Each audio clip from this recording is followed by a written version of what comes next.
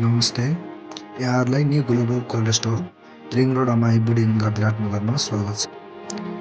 हाम्रो यस बिल्डिङको इरेक्सन र फेब्रिकेसन हाम्रो company advance metal engineering workshop Kathmandu नेपालद्वारा गरिएको छ। कुनै पनि कामको लागि जानकारी एवं काम गराउन चाहनुहुन्छ भने हाम्रो एडभान्स मेटल इन्जिनियरिङ वर्कसप गरी सम्झन सक्नुहुनेछ। कन्ट्याक्ट हाम्रो बायोमा वा प्रोफाइलमा दिएको छ।